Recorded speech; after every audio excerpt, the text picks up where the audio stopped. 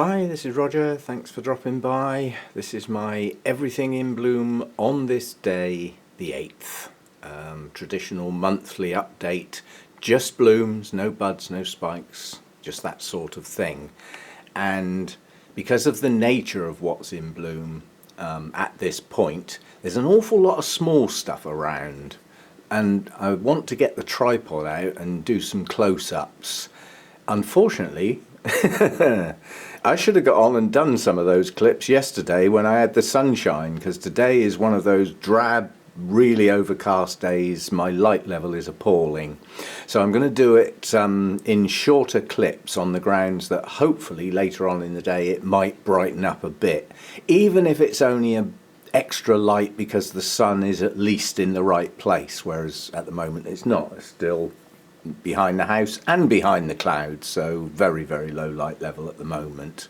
But while I've got the camera in my hand, I'll do some of the bigger stuff. As I said, I want to break the clips up so that I can insert some tripod clips without them all being together, if you see what I mean, just to break it up a bit more variety. So we'll start off with the stuff that really shouldn't still be in bloom, and we'll start off with this giant Cattlaya. This is Angel Heart, and it's still in bloom and showing no signs of going over yet, and I'm well impressed. That was a good buy, that plant. Effectively in an auction, it didn't get a good price in the auction because the main new growth that was about 3 inches long had snapped in transport on the way to the auction. And instead of taking that new growth off, the guy just left it there hanging on the plant, and it made the plant look sad, quite honestly. But I could see that there was another new growth at that time, basically that was where the new growth broke off, and round the back there was the other new growth, which has grown up and matured and bloomed. So I think that was a good purchase. It's quite a fragrant Cattlaya, that one. It's the typical Cattlaya fragrance, sort of roses with a hint of soap. That's my way of explaining it. But this one has got another tinge in it. It does smell quite like freesias in amongst that fragrance. So it is a bit unusual. But I like the bloom. I like the magentas.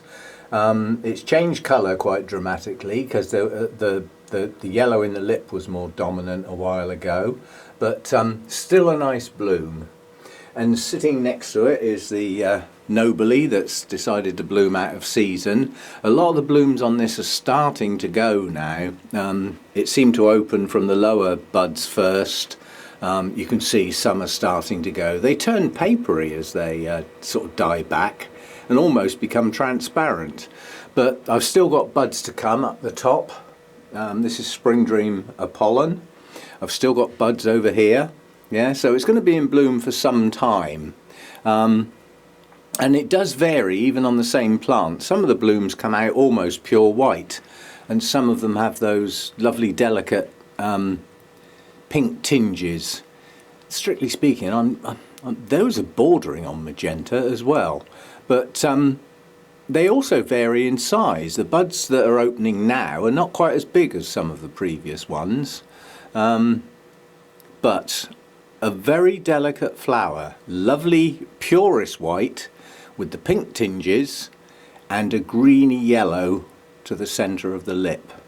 So it you know, if you look at the buds just opening, the green in the centre of the lip is quite loud. You know, it's quite a bright colour, but then as the flowers age, that greeny yellow starts to fade a bit, so it sort of does change its colour a bit. But the cluster you can see near the top there really has got a lot of pink tinges on it. They are lovely blooms, and it's a bit of a beast of a plant. There's some older canes to come off once the new growth start coming. There's no sign of those yet. But as I said, this is an upside down Nobile, decided to bloom at a strange time.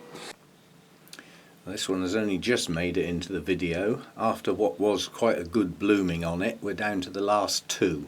And then we've got to wait for new growths to push out, mature and get to that stage again. So hopefully, because the plant's a lot more mature now, the number of new growths will be quite high, but that will be for the growing season, not for now. This was Sophronitis cernua, is now Cattlaya cernua, reclassified. A lot of the Sophronites just got dumped in with Cattlaya. It just makes a bit of a joke of some of the naming standards, because a lot of the Cattlayas were SLC, and the S is the Sophronitis bit. Well, if that's reclassified as a Cattlaya, it becomes a CLC, and we got two C's in there then. And then there's quite a lot of the Laelias actually got reclassified as Cattlayas, because we could then have a CCC, which just makes a mockery of the whole business, quite honestly. And I don't think any thought is put into that. They only look at the species. They take no notice of the vast quantity of hybrids out there in collections and around nurseries and places like that, that effectively the names are just messed up. So there's no consideration given to that whatsoever. The reclassification is based on species. Now the blooms on this Latoria are, from the front, quite plain. They do have the lovely purple stripes on the lip and a hint of sort of creamy green on the sepals, and very, very faint spots. Well, in actual fact, in reality, those spots really are on the back, and they're showing through to the front of the bloom. So the beauty of this bloom really is on the back rather than on the front. And there are quite a few Latorias in that sort of classification. Whoops, wobbling all over the place. With low light, that's probably just gone all blurred. But this is a primary cross. It's it's labelled as Polysema times aberrans. But I've had somebody sent some pictures in and things, whereby this cross seems to have escaped into the world and been wrongly named from source. And there is a rumour that this could actually be Polysema crossed with microchip, which is a hybrid rather than a species. Impossible to prove one way or the other. I mean, this came from a nursery, and yes, I've known nurseries get the wrong names on plants before. You know, you can get mix-ups in the laboratories with the flasking process. You know, things can go wrong. So maybe it's misnamed, but until proven otherwise, I'm quite happy to stick with the label I got from the nursery. It's not going to make a huge amount of difference either way. I mean, if I ever get to a show with this, I doubt if the people judging it would know the difference. Unless they happen to own it, of course, in which case I might get shot down. But anyway, delicate, pretty, and most of the coloration and patterning on the back of the blooms rather than the front. Good stuff. Now this one is Tiny Twinkle. It is effectively a miniature version of the normal Twinkles, because there is a white Twinkle proper, but this one's called Tiny Twinkle. It's a dwarfed variety basically, and it does stay quite small as a plant. Takes up very little space, but has the typical branched spikes that come out. I nearly lost this plant, but during last growing season it pulled on quite well, pushed up quite a few new growths, created a good root system on the mount, and promptly flowered with 3 spikes. It's cheating a bit really. There's actually 2 plants on that mount. You can see the gap down the middle, but nonetheless it got to flowering stage, and I'm expecting a lot of new growth on that this year. Being on a mount, that's got to be kept incredibly well watered and fed as the growing season progresses and the new growths come out. Get them as big as possible during the growing season, and you're highly likely to get 2 spikes per new growth. but it needs to be big and butch and healthy to get the double spiking, otherwise you may only get a single one. I'm happy that these new growths only had single ones because I wasn't even expecting it to bloom. So an incredible fragrance on this one. It's not a fill the room type fragrance, it's one of those where I don't even notice it until I pick the plant up, and then it smells like you've just opened a box of vanilla fudge. That sudden lovely vanilla sweet fudge type smell that you get from that particular confectionery. It's a lovely little plant, delicate, highly fragrant, and close in some people might say it's a bit overpowering, but smashing little plant, does well. This is my only Vanda in flower at the moment. Blooms are lasting incredibly well, and I mean they're up to their maximum size now. Probably a third as big again as the size they were when they first opened. Vanda blooms grow. It's a strange concept, but they really do get bigger as they age. There's no sign of that going over yet either. That's been out a long time. I'll have to put pop-ups with some of the names because the name on that it's a hybrid. The name's about 8 foot long, and there's no way I can remember names like that. But I will put a pop-up.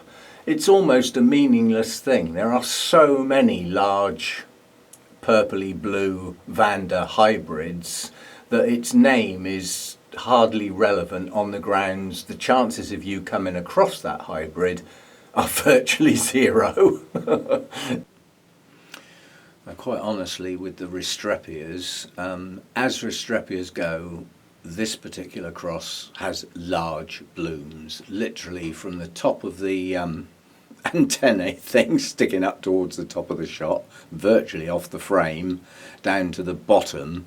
On this particular one, I can only do centimetres when there's only a couple of them, and as it gets to more than 2 or 3, I'm afraid I have to switch back to old money because I can judge inches to within about 1/10 of an inch, but I'm not so good with the old metric measurements. But I would say these blooms are 3 inches plus from top to bottom, and as Restrepias go, that's quite large. Some of them are literally only a quarter that size. I've got one of those to try and film in a minute, a tiny one. This is my only Paphiopedilum in bloom at the moment, Maudiae, and I did have 2, but the other one decided to drop its bloom last night, so it didn't quite make it, but it has been filmed recently, so we did get to see it. This is a 2-tone bloom, unusual. It just literally only has white and shades of green. That's it. So no purpley bits, no brown bits, no other colours. And for that reason, I like this one. It's simplistic. Just the basic shape, a few hairy bits on the wings, as I call them. Nice upright top to it. Lovely distinct striping in 2 colours. Works well. Yeah, uncomplicated, simplistic, classic shape bloom. Love it. Oh, it's really difficult at times when you've got low light levels. Firstly, it's difficult not to actually get a blurred picture because of the low light level, and also some of the plants, it's just getting them in a place where they've got good light and I can still film. Now at the moment I'm practically standing in the Vanda bucket so that I could hang this large basket and plant in the centre of the grow room where I've got reasonable light. This is my Rhynchostylis gigantea, first time blooming on this. Not a brilliant spike, but for a first time blooming it's not bad at all. I'm hoping that there's 2 plants in this basket. They're going to grow better this year. They don't look that happy. They're a little bit desiccated. they've got natural striping on the leaves, so that's not like a deficiency or anything. But nonetheless, I wouldn't class the plants as bursting with health and energy, and a lot of that is probably that they don't have the best root system. These like to drink, but they don't like their roots enclosed, and they're not too keen on their roots staying wet for any length of time. So this really comes into the category of getting dunked in the Vander bucket every day. And maybe in the growing season that may have to go up to twice a day, which will put a bit of a workload on. But you know, to get some decent spikes, because this is only a half-size spike really, it should be quite a bit bigger than that. And to get those spikes, bearing in mind these blooms seem to be lasting a long time, I'd be prepared to put the effort in. This little Phalaenopsis is attractive. There are some Phalaenopsis blooms I just am not that keen on, and there's definitely some of the plants that I'm not keen on. But this is quite a small plant, yeah, so it doesn't take up loads of space. It's quite compact, and it has relatively short spikes, so the blooms are quite close to the plant, which I like in Phalaenopsis, and it's a lovely mix of colours. It's a sort of reddy orange on a greenish yellow background, and a combination of sort of spots and bands, I suppose you could call them. It's a very, very attractive flower. It's the dinosaur one. It's Zenming Brontosaurus. In fact, if you look around, you'll probably find some others. There's some other Zenming Min and a different dinosaur name on the end. I don't think there's a Tyrannosaurus Rex, you know, everybody's favourite, but yeah, it's an attractive bloom. I'm pleased with that. And this blooms quite frequently, and the blooms, like most Phalaenopsis, do last quite a long time. Attractive little blooms. Now this is my little creeping plant, Maxillaria sophronites. I haven't been able to get this close to this plant ever before, I think, and I've just used something on the camera that under normal circumstances I wouldn't need to use. It has a facility when you're in close like this to touch the screen where you want it to focus, which I did. And then I decided to pull the pot out a little nearer the edge, get a bit better light and move the tripod, and you know, this camera tracked that bloom.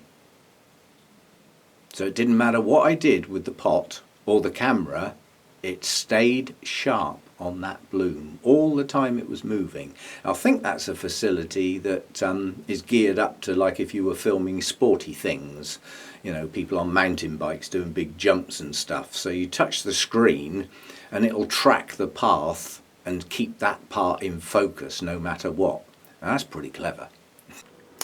My Dendrobium rhodostictum is still in bloom, and will probably be still in bloom in the next video and possibly the one after that. Incredibly long, excuse me, lasting blooms. More coffee. But I've raised this one up for display purposes. A lot of the Latoria type Dendrobiums have quite strong patterning on the back, whereas this one is totally plain on the back, and it's quite honestly totally plain on the front as well. It's just a white bloom, but it does have a beautiful delicate pattern on and around the lip. It's one of those you've got to move, you know, you've got to sort of go from side to side so that you catch the colours on the outside of the lip, yeah, as well as on the inside. So it's one of those that you just gradually move around to get the full benefit of its delicate beauty. And it is just that, delicate beauty. It doesn't all have to be shouty loud and bright orange and red, although it's great when it is. This is my only Tolumnia in bloom at the moment, and it's been in bloom a long time. The spike I'm filming at the moment, this is its third branch. Literally, it's its third branch, and I've got a feeling it's branching again. If you look to the right of the shot, just below the bloom, there's another branch coming out. So this spike almost seems perpetual. My Psychopsis made it into the video. I'm not sure this bloom's going to be around too much longer, but it's still got its full set of colours. Now this has got a strange bit of behaviour. I know why. The wings on it have curled backwards slightly. They're, under normal circumstances, they are, if I can get my fingers under them, more like that. And the antennae shape parts are not vertical like they often are. And I'm reasonably confident that because I need the plant indoors to keep it warm, and this has got a very long spike on it, the bloom is up in the warmer, drier air, and that's probably why it's having an effect on its shape. But it is also not long to go over, so it's only probably got a couple more days to go and it'll be off, and then the next bud will start forming. I doubt if the camera's going to pick up the depth of the colour on this one, which is a shame. Although it has similarities with some of the others, this one, the stripes are bolder. Still got the spotted patterning towards the centre, but the gold background behind those red stripes just doesn't seem to want to get picked up by the camera. But it is a lovely velvety gold, and then with the red striping, it is absolutely gorgeous. The only way I can get a real close look and get the colour is with my magnifying glass, but that's about as best as I can do with this camera anyway. Another Eric Young cross, similar to some of the others. Again, a large bloom for a Restrepia, probably 2–2.5 inches from top to bottom.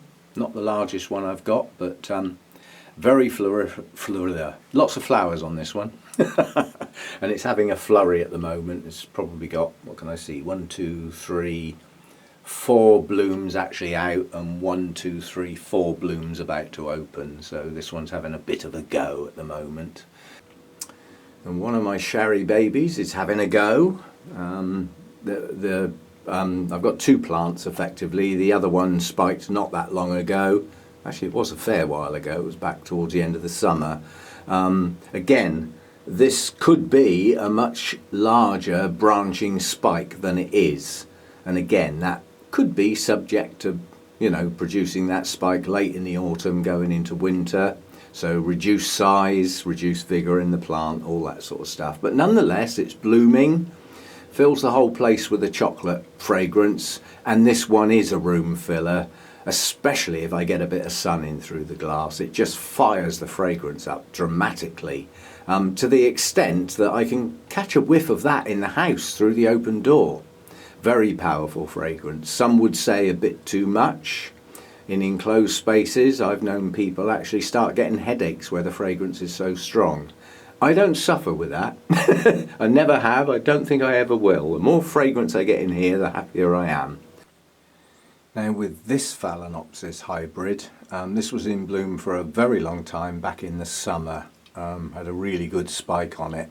And I know from past filmings that it doesn't pick up the magenta gradation from the centre of the petals and sepals moving outwards. The camera tends to fade them, but it's a lovely delicate bloom, and these blooms are nowhere near as big as the ones I had back in the summer.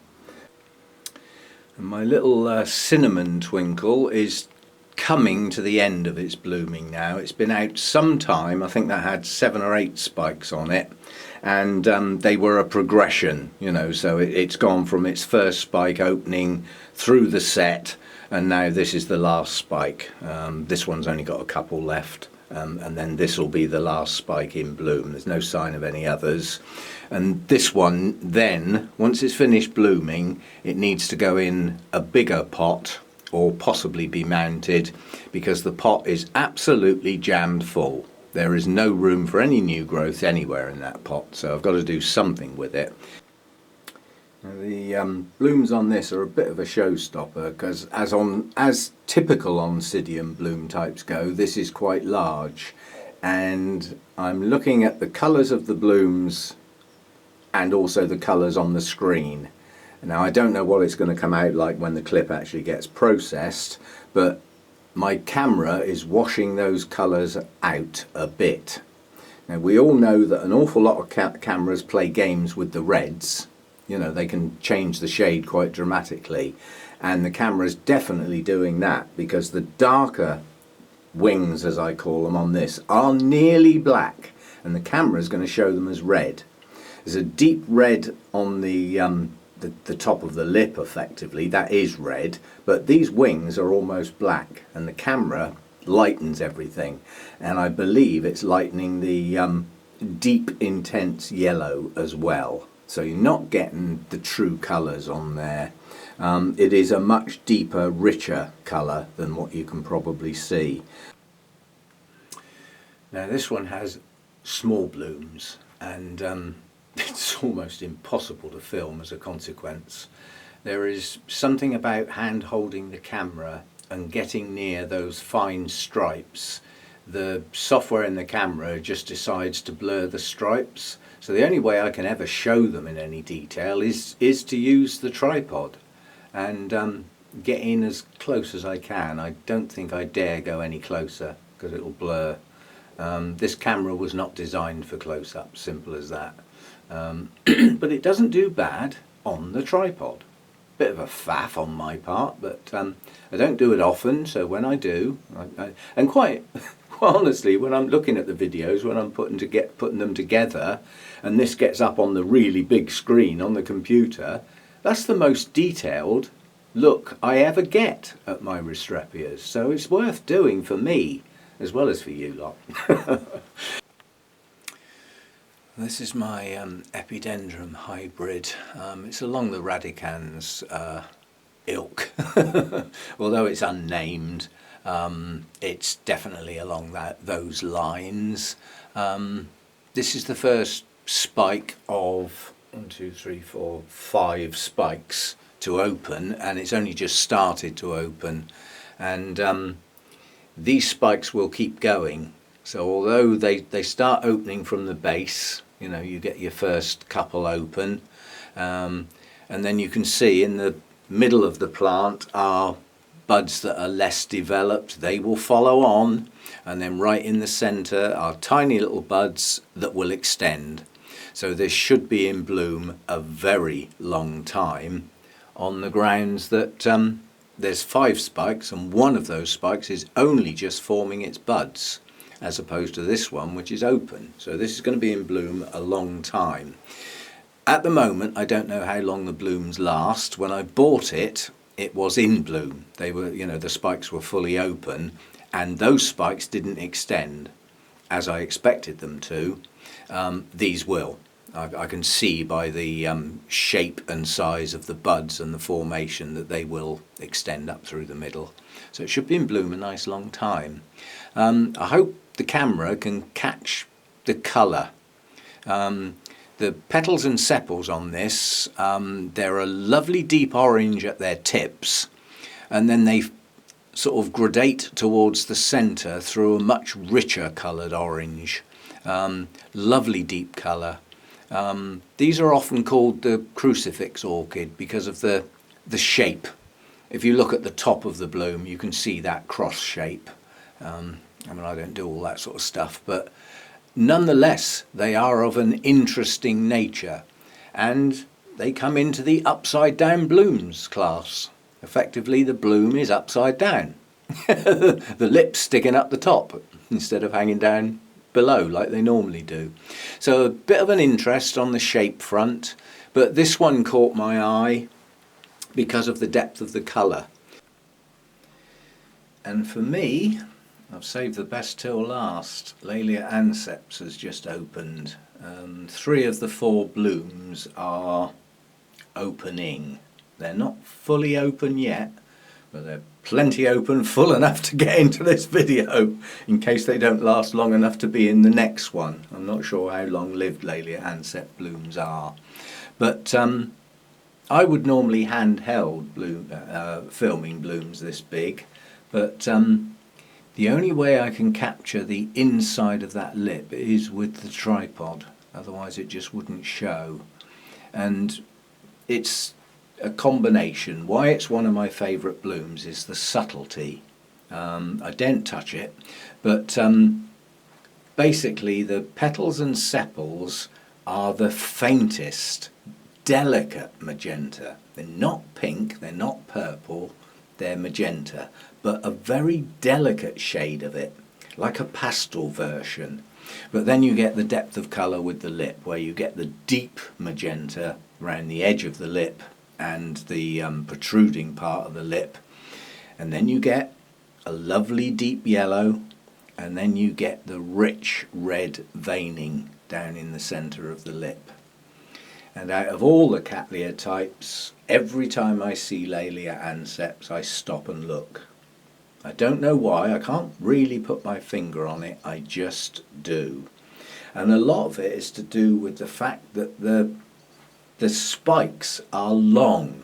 So the blooms are a long way away from the plant, and with a little bit of air movement they dance. Because the spikes on this are not the longest I've seen. The spikes are what, 2 foot long?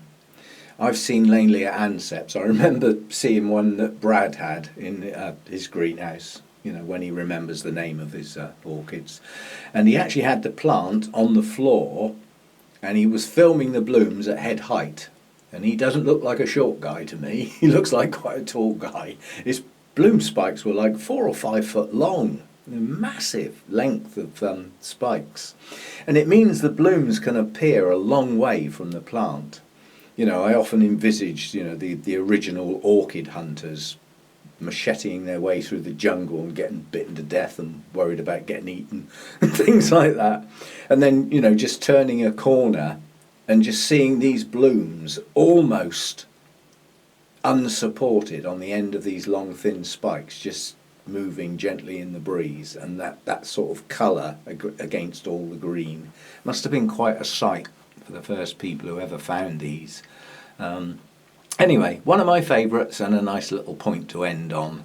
So I hope you've enjoyed this. That's the Everything in Bloom. It's a regular monthly update. It's always done on the 8th. I do cheat occasionally and film on the 7th, and I wish I'd done that because I had sunshine yesterday and it lights the blooms up, it helps.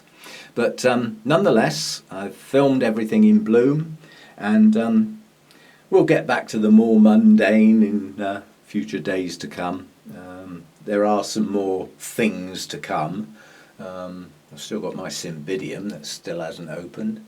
I've also got my Nelia red velvet. That's buds are swelling a bit on that. So I've got things to come, and we'll get to them as and when. But for the moment, that's what's in bloom at this point in time. Thanks for dropping by. See you next time.